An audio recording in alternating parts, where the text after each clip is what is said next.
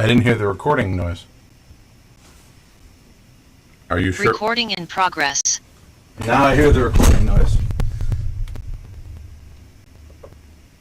This is truly exciting. Are we really recording? And are we really live? It says we have 2 concurrent viewers, not 1 concurrent viewer. We scared them away. Okay. Always nice to have actual viewers. So let's get started. This is the Techno Buffet podcast, episode number 605, recorded Thursday, October 13th, 2022, in 5, 4, 3, 2, and 1.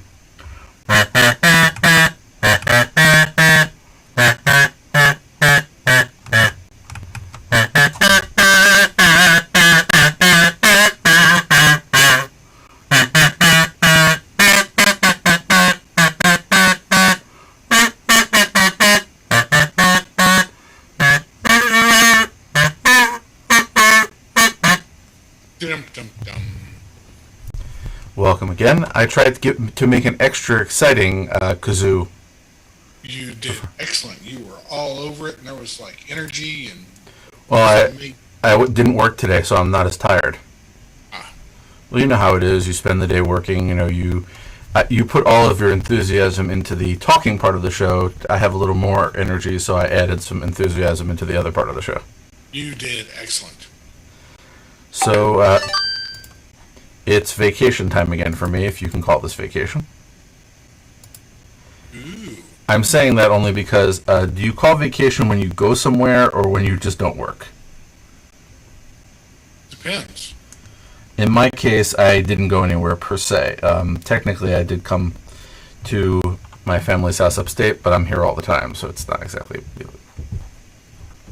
I'm here for another one of those Jewish holidays, which is an improvement on last week's Don't Eat holiday. This holiday, it's eat a lot. Cool. Yeah. So, been doing some things. Got some... You know how you rack up a bunch of tasks that you want to do, but you never have time for them? I did some of them. Cool. Yeah. Took a drive. Got to see... New York is famous this time of year for fall foliage. Is it? You've heard of fall foliage as a thing people go and see? No. Okay, let me explain this. In places where there are seasons, where it changes from warm to cold, the leaves, which are normally green, they turn a bunch of pretty colors. And then after they finish turning a bunch of pretty colors, they fall off the trees, and the trees are naked for a few months. And then they grow back. Seems like a lot of effort. Yes, but that period where the trees change color and before the leaves all fall off, people like to take a drive and enjoy the colorful view. So I did that. I took a 3-hour drive to nowhere. And was it fun? Did you enjoy yourself? There were some logistics problems in my plan. Namely, I expected there to be... there were some parking areas, but you know how when you're going down the road and you see a parking area, and before you can turn into the parking area, you've passed the parking area? That happened a bunch of times.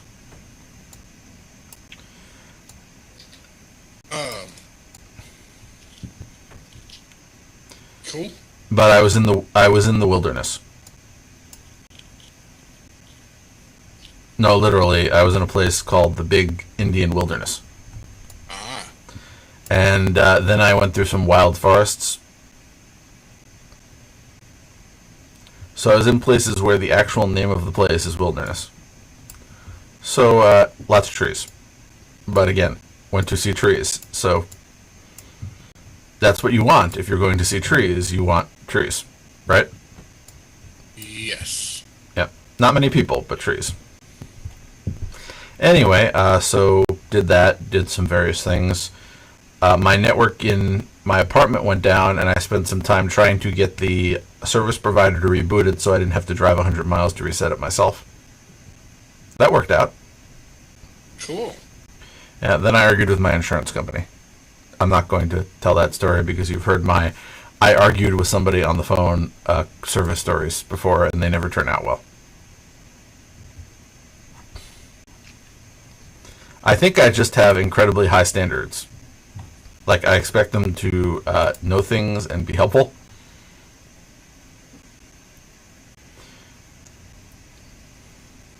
Sure, I can see that. Yeah. I also had a very nice discussion with the new employee at the local post office. I prepared a lot for it, which didn't work out.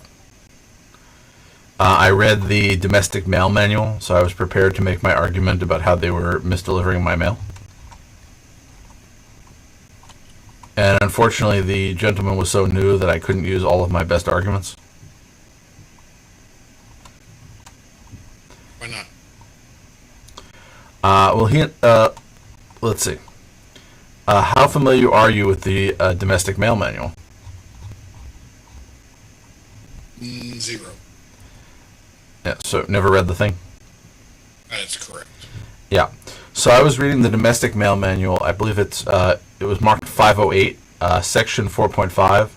I was attempting to get a Group E discount.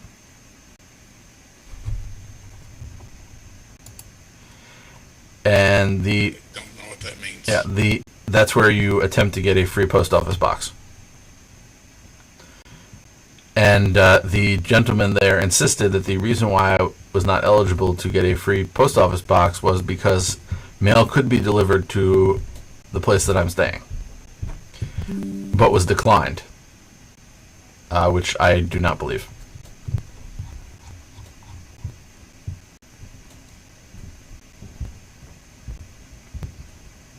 I do my research when I'm preparing for an argument. Anyway. Okay. Do we have the copyright for that music? We don't want to get in trouble with the people at YouTube. Anyway, let's talk about some things that happened this week that have nothing to do with my continual issues with the United States Postal Service. Roku. Remember them? Yes, I remember Roku. They have partnered with Wise to bring some essentially Roku-branded Wise products to the market. Is that what that is? I saw a picture of like Roku branded LED lights and was suspicious that it was fake. No, it's real. If you look at the pictures, and I found the original blog post from Roku as opposed to the news stories. If you look in the picture, you may notice the camera it's a Wise Cam 3. The doorbell looks exactly like a Wise doorbell, and that is the Wise bulb and the Wise plug. So essentially, they're partnering with them, and probably those two are really decent partners. So if you think about it, I have my issues with both of them, but still, with Wise, as you know, I sort of left them for Eufy, but that had to do with the fact that they have half-baked products, not necessarily that their products weren't good. They just never finished them. But I think this is a good thing. Roku has realized that its competitors in the streaming market also are in the smart home market, so they better get into that. So partnering with a smart home company that isn't going to get into the streaming market is probably a good idea. So soon you could have things like the Roku gun safe, or I don't know if I would trust a Roku gun safe. Wise has a gun. I'm just saying, Wise has the breadth of products that Wise has come out with. As I said, instead of focusing on improving the products they have, is the reason why I left. It's also why I appreciate them, but again, there's sort of that barrier between those two.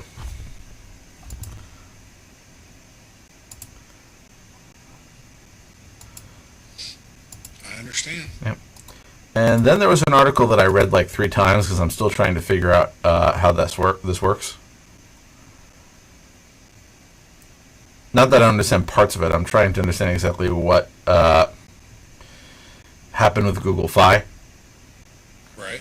So Google Fi announced that on Pixel they have something called the Virtual Carrier Network to keep cellular data anonymous from Google and their MVNO partners like T-Mobile and US Cellular. So this is the first. Isn't Google Fi part of Google? No, it is, but essentially it goes over the T-Mobile and U.S. Cellular network. And even though they had privacy protections in the agreements with their providers, they're saying that they now use a virtual carrier network. And I'd never heard of this, so I was looking at their description. So it uses Android's virtual carrier networking capabilities. And as I said, I read this a bunch of times because I'm not familiar with the terminology and I'm still having a little trouble with it. So they're saying that essentially, if I understand correctly, virtual carrier networks are essentially a way to connect physical networks and to unify them as a single network. So essentially, it's the same as a VPN where they're taking a bunch of different things and unifying them together. So apparently, it just takes all of this technology and moves it together. And looking at these diagrams, and I said I'm still confused about it, you have a tunnel and then secure DNS, TLS, so essentially everything's encrypted around the tunnel, which means the cellular provider doesn't know what's going over the connection between the phone and Google Fi. And according to Google, they're saying that they don't have access to the information because from there it's continuing on elsewhere. So the encryption is using a IPsec tunnel. It uses blind signing to ensure separation of your identity from your network traffic. So you can authenticate that a user has a valid Fi subscription, but avoids any data regarding the content of the traffic and the services being used and tied back to an individual subscriber. As I said, there's a lot going on there to unpack, and I'm still unpacking it.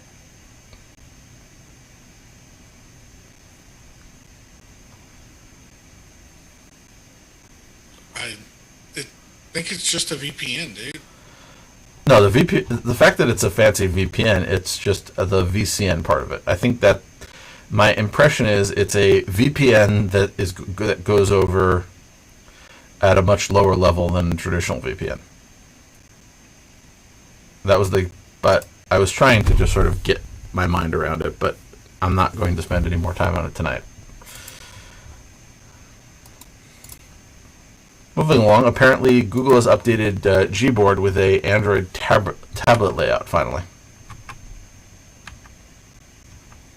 So they're doing more tablet stuff. Can I get a woo? Woo! I know you like a good woo. I do. Yep.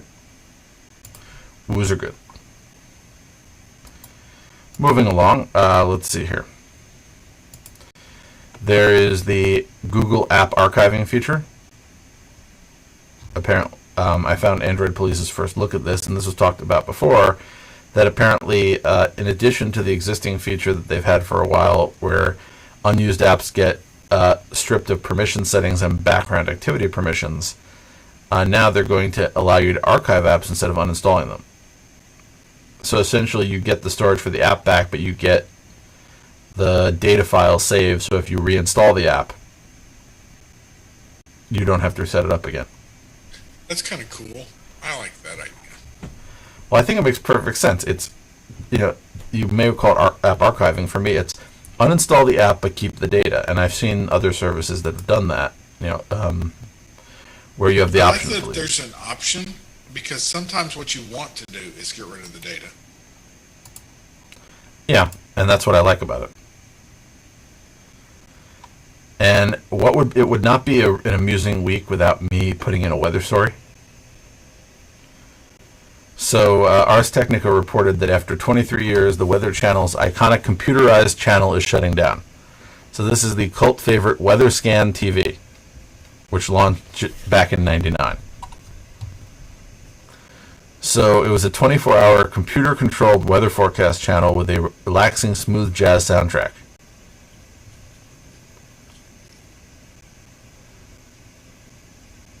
By the way, if you ever actually watched the Weather Channel lately, they seem to have decreasingly less weather since they've moved into some programming.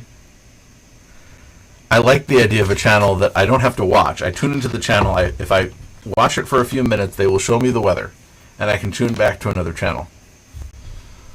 But again, apparently nobody wants to watch a rotating weather thing anymore, so they have gotten rid of WeatherScan in remaining markets. But apparently people want to continue it.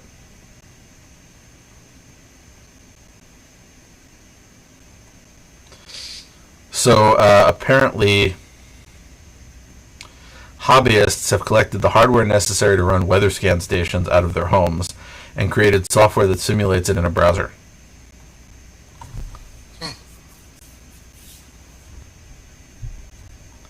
That's kind of cool. Yeah. So if you read the article, which I thought was interesting, they put together a WeatherScan computer. They have essentially a classic computer. They found a bunch of decommissioned interstellar units, which is one of these things. They, on eBay, used forensic tools to reconstruct data from the hard drives to piece together a working version of the software from multiple sources.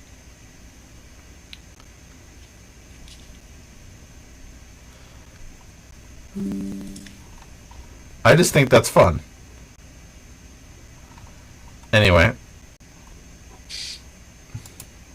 Yep. I like, even though, you could say that maybe it's time for WeatherScan to die and we have better alternatives, I just love these people who sort of, rebuild these loving homages to classic hardware.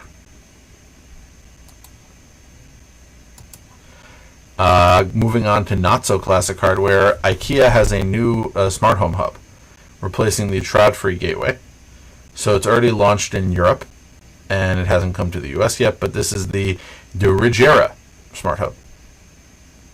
It's a fun name. Well, I feel like every time you see one of these IKEA names, you should go to Google Translate and find out what it actually means, because usually they're like nonsense words. I once joked to somebody from Sweden that I should only knew Swedish from reading IKEA signs. By the way, dirigera is the Swedish word for direct.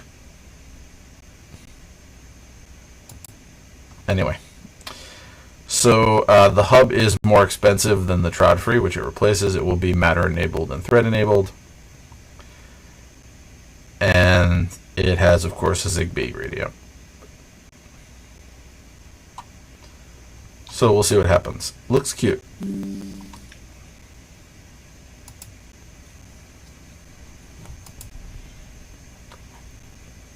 It's funny looking.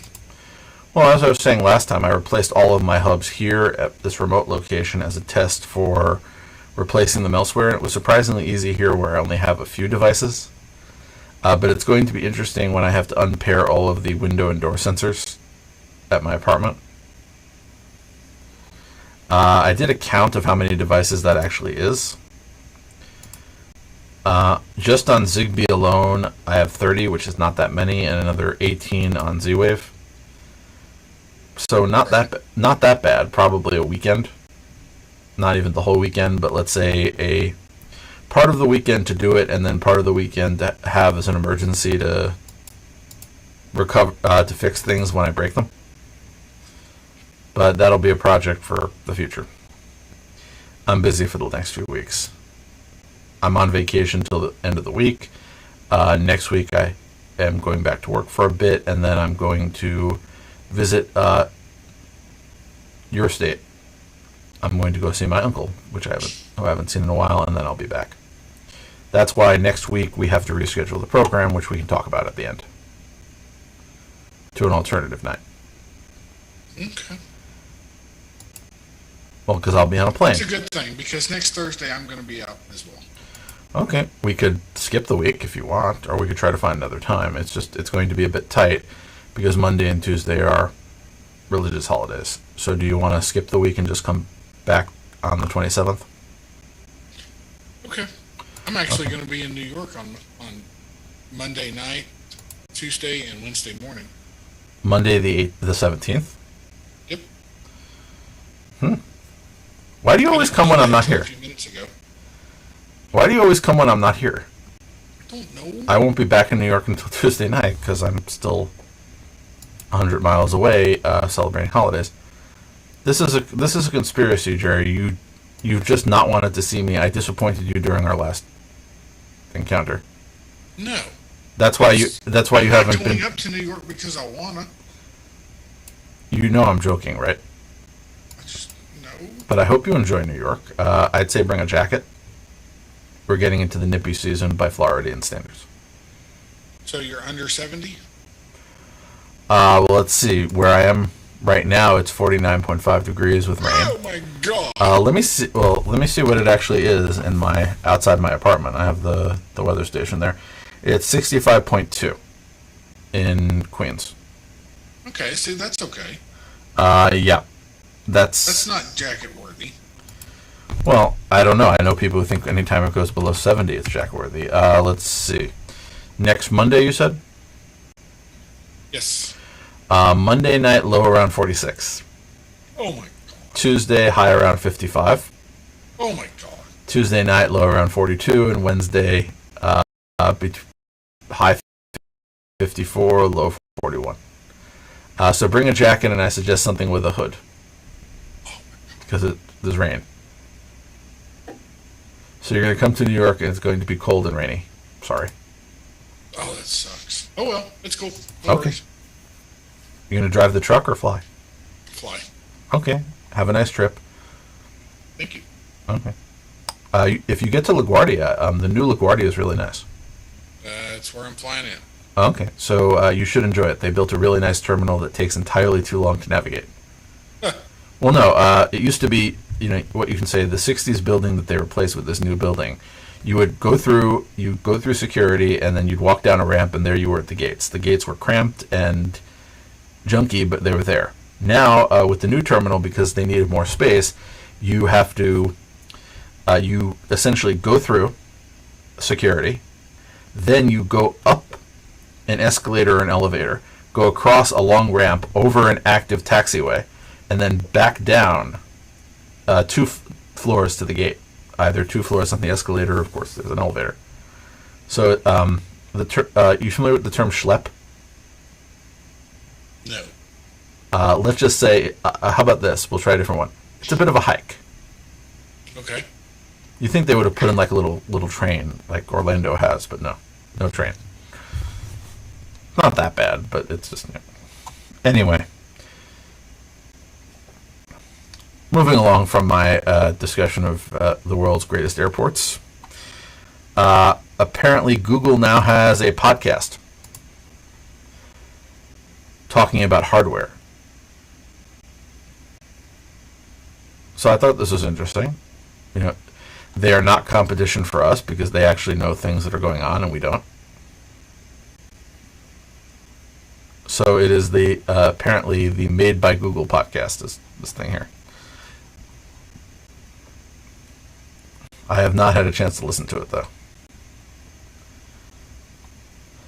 But apparently there was an episode on October 13th, and it was the title was, Why Your Pixel is Like a Castle. Why does that sound like a riddle I haven't solved? Welcome back to the Made by Google podcast. That was louder than I expected it to be. Anyway,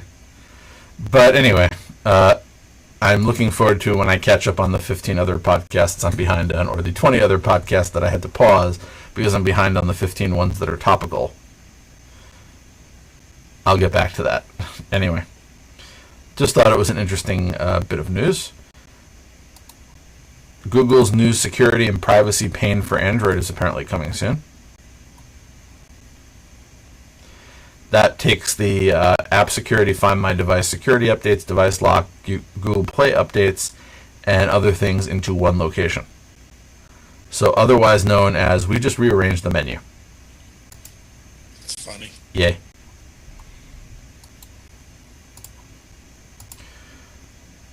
Now, Jerry Hildebrand over at Android Central, I've commented, does a really good rant in the past.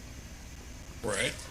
Did a rant a few days ago talking about how Google is keeping some of Android's best features behind the Pixel paywall. So essentially, they're building things that are in an open source operating system, but holding back a bunch of good features.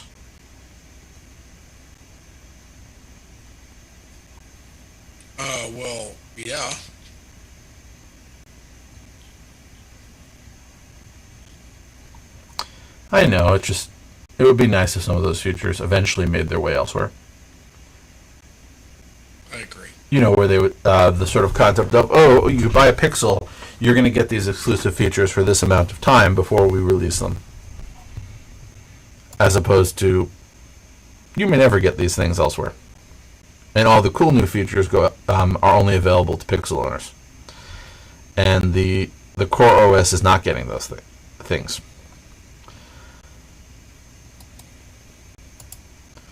So another rant worth reading. Also, Wear OS 3, they claim is coming to more watches. And I want to talk about this because I bought a watch with the understanding that it would be getting Wear OS 3. And is it? Someday. No, they said, essentially, I'm going to quote this article here, which is, Google stating that the rollout will occur during a vague timeline starting in mid to second half of 2022.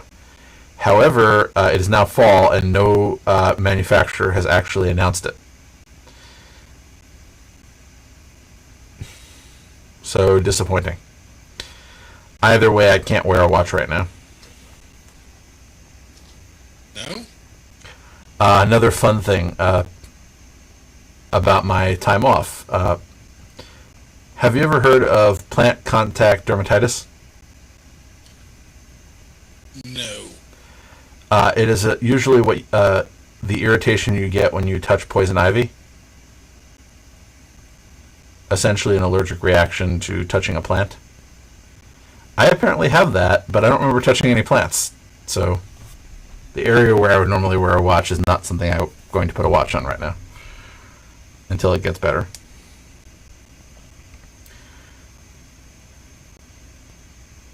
Itches, though. Anyway, I'll live. There are worse disorders in this world. It couldn't have happened when I was at work. Of course, then I'd be itching and stressed. Anyway, moving along. Wear OS 3 has some nice enhancements. I'm not going to say that I'm eagerly waiting for it. I'm just saying I bought a watch that promised an update. I want the update. I don't need the update. The watch does what I want it to, but I was promised.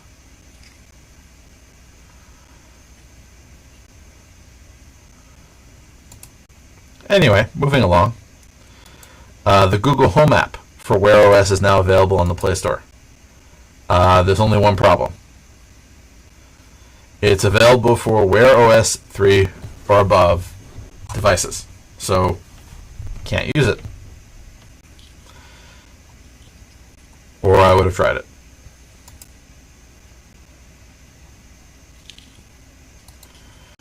If you're a user of Google Chrome, Jerry, are you still using Chrome, or have you switched to a different browser? I use Chrome for work and Firefox for not work. Apparently, it is the most vulnerable browser of 2022. Seriously, that's kind of crazy. Well, you also have to consider, and I've said this in different contexts, attack vectors. If you have a big percentage of the overall marketplace, then people are going to find your vulnerabilities. So the statistics go for it is based on the number of vulnerabilities discovered. Well, if that's the case, then you kind of discover them wherever you look. Yeah, but you also have, if you go for all time, so if you look at the vulnerabilities all time, Chrome has 3,159, which, remember, Chrome is relatively young compared to some of the others. Well, not really Edge, but Firefox all time 2361, so year to date 117 versus Chrome's 303. So essentially what they're saying is not only have they, over the course of the lifetime of the product, had more vulnerabilities discovered, but they've had more discovered this year. Now they do patch those vulnerabilities. But again, it is just worth knowing that they are a big target and people are finding things.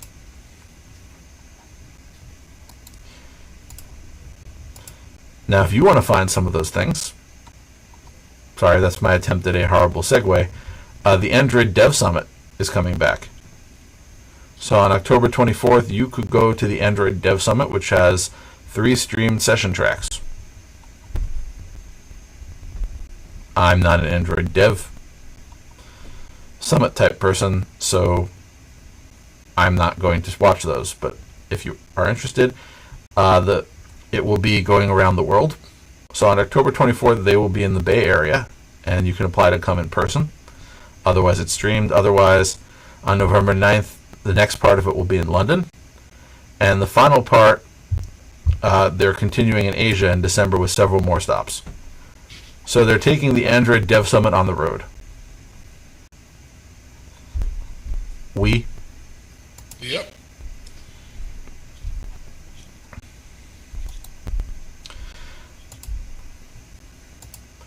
And The Verge did a visual history of the Pixel and its predecessors. So if you want to be a little nostalgic, they have gone through pictures of all of the Google devices from the current Pixel 7 that was just announced all the way back in time to the original Pixel, then the Nexus series, and of course the really old ones, the HTC MyTouch, and of course the HTC G1, the original Google phone. So a fun trip down memory lane.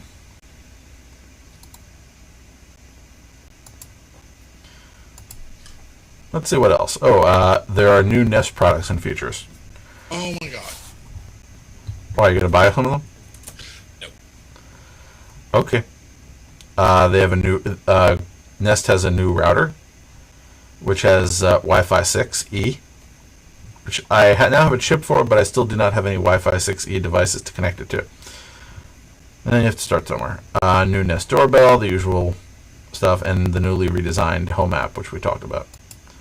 So if you're interested, have a look. I'm not going to buy a Nest doorbell.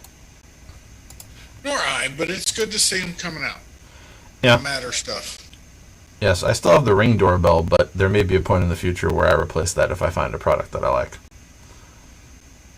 I'm not happy with certain aspects of it, but it's installed, so. Moving along, Videolan, aka VLC.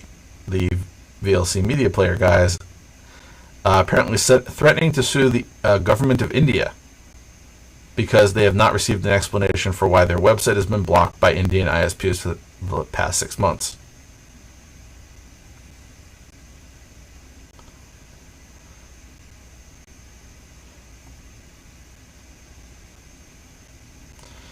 The reason they find that shocking, the government of India endorses the use of the product as part of its Digital India initiative.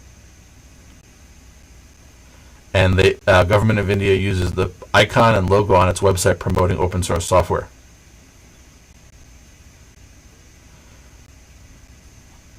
Interesting. So it's you're not telling us why you're blocking our product, and you actually endorsed our product, so you really should just tell us what's going on here.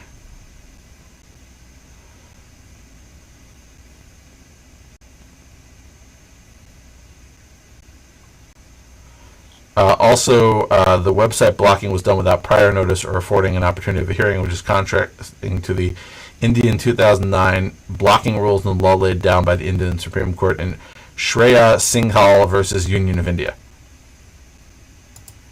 which I'm sure was a landmark case, but I do not know anything about Indian law, so I don't know how important that case was. But I'll take their word for it. And one final story on the list of things I found this week. Matter is now official. Official? The Connectivity Standards Alliance, which has been working on the Matter standard, has released and certified the first version of the standard. So that means that member companies can put their devices through the certification protocol and get a badge showing that they're Matter compliant.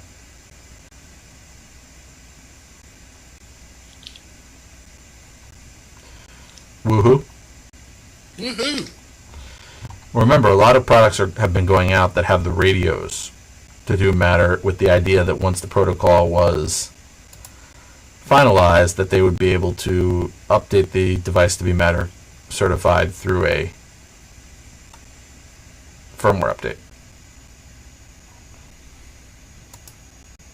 So, yay Matter. I know someday I will be installing a Matter radio in my Home Assistant instances.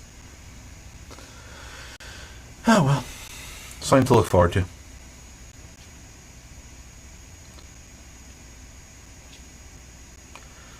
So anything exciting, Jerry, on your side involving your projects?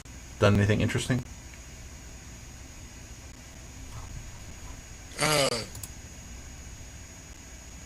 Nothing really exciting, no. No, nothing exciting.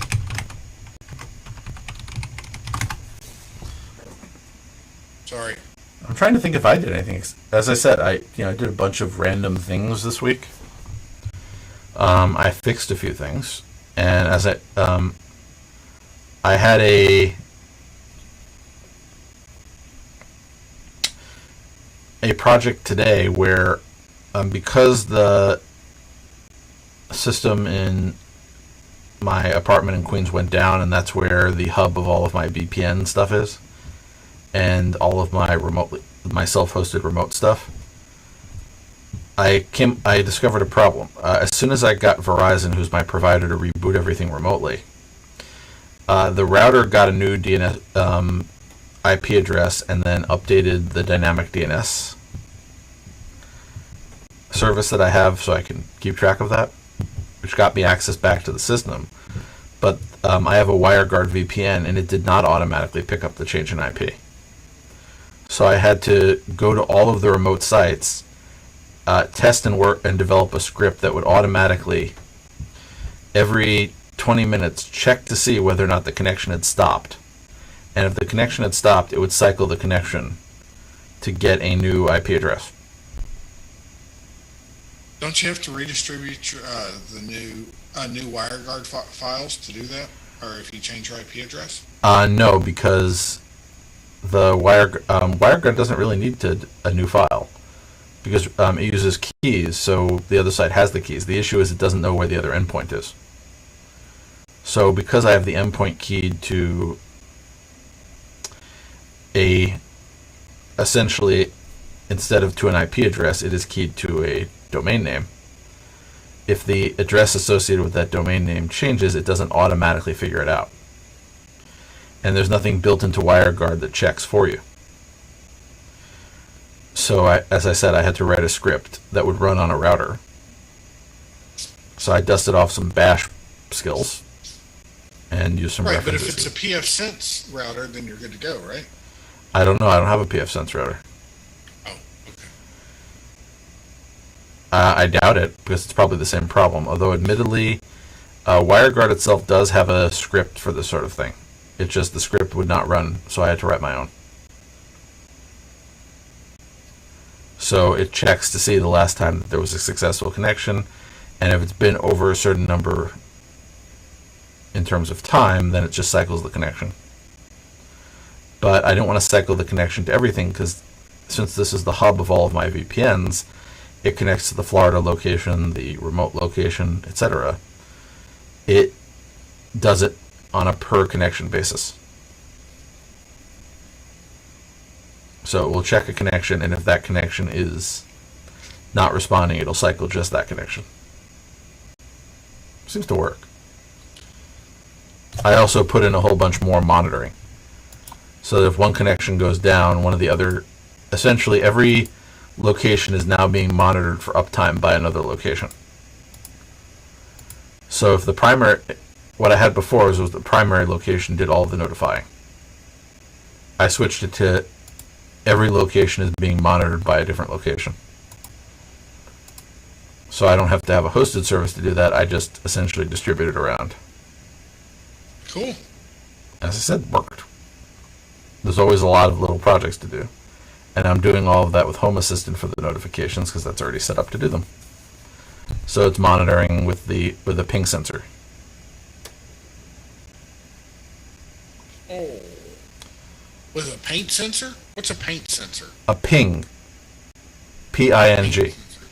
So essentially, Home Assistant will ping a remote host to see if it's online. So what I had to do was, since it's a binary sensor, if that sensor goes from on to off for more than a certain number of minutes, it's going to notify me.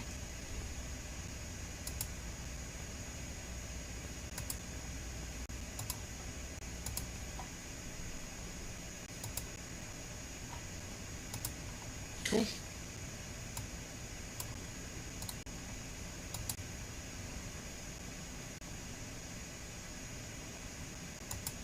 Hello?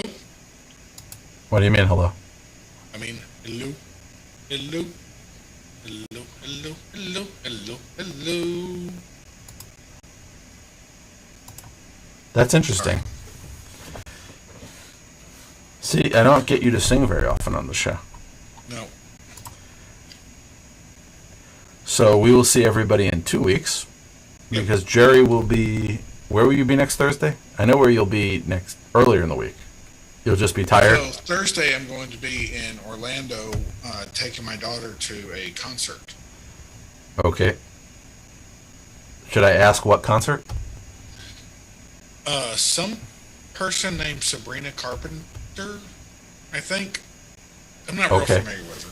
I'm sure we can Google her and find out who she is. But she was supposed to, we were supposed to do the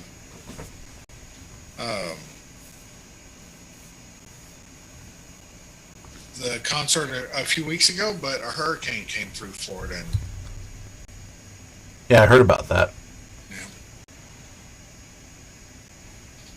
But you know my favoriteest thing about next week?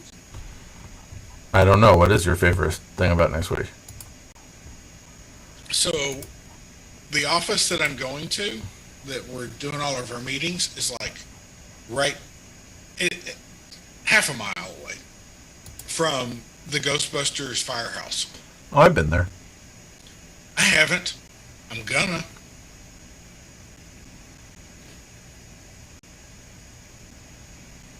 Well, I was just talking about Ghostbusters yesterday.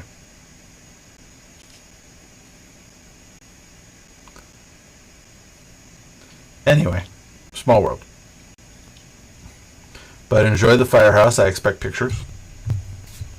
I haven't been down that way in a few years. Other than, I haven't actually been in Manhattan in a few years, except for when I went to the Javits Center. Which, by the way, was a really impressive quasi-military operation when I was there. Yeah. I appreciate, planning. They were very efficient. Oh. Well, imagine turning a gigantic convention center into a vaccine distribution site, and the logistics of how many people you were doing per day. It's an interesting, regardless of questions about vaccination in general, it is interesting to see, again, a group of people having a problem, again, trying to get shots in arms, and how they're organizing their event to do it. So how they turned the place into a mass vaccination center was very impressive. Also, they had an orchestra. So I got to wait my mandatory number of minutes before I was allowed to leave, listening to I think it was a 6-piece orchestra play orchestral versions of Beatles songs. As I said, like big planning and logistics projects always interest me. I don't necessarily want to plan big projects, but it always interests me all of these links that people go to get everything working. If you're interested in a really good one related to New York City, there's a great video that I originally watched when it was broadcast live on what they had to do to bring the Long Island Railroad to Grand Central Station in New York. And if you're a fan of like big engineering problems, it's a really good video. Cool. Share me the link. I will put it in the show notes and share it to you. Sweet.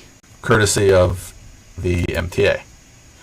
But it's not all of their free programs online on Zoom are necessarily for everyone.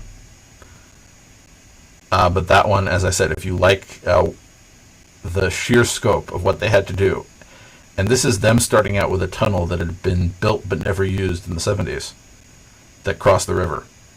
So just to connect a tunnel that was already there under the river to a station less than 3 miles away on one side and only a few miles away on the other side has taken them like 20 years. And all the stuff they had to do for that. Just fascinating. Neato. Okay. I'll look forward to hearing whether or not you found it interesting. Absolutely. And if anybody else wants to write in with any suggestions, thoughts, or otherwise, feel free. We love to hear from people. And I guess that brings us to the end of today. Yeah, I could stay another 3 hours because, as I said, I'm on vacation. But I assume, Jerry, you have stuff to do. I do, and I've also been up since 6 o'clock this morning, which is, unnatural for me. I slept in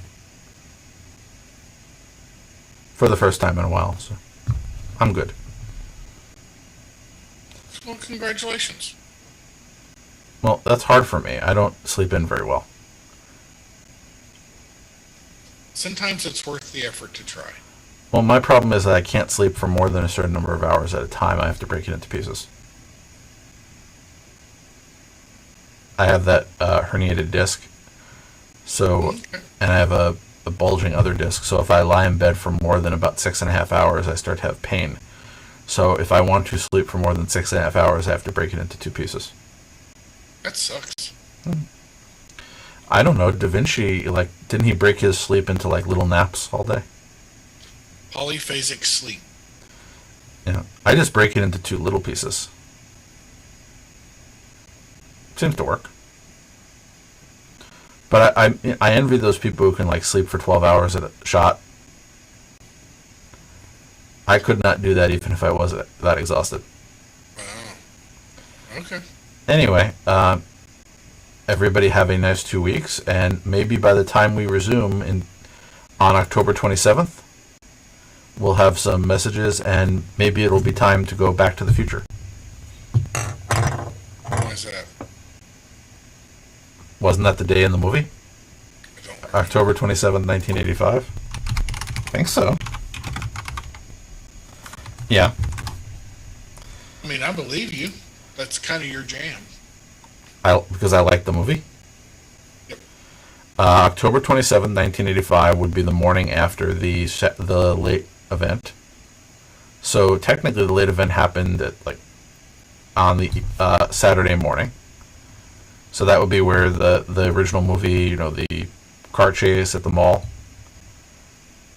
And then in the second movie, when he returns to the present and then into the third movie, that's Sunday morning, the next day.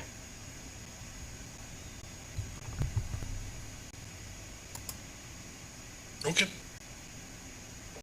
Can't fault me for liking a classic movie. Not at all.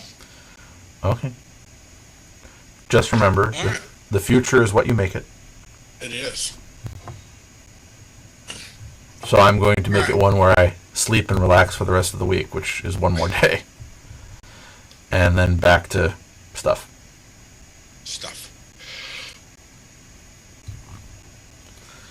Yep. All right. Bye, folks. Y'all have a good night.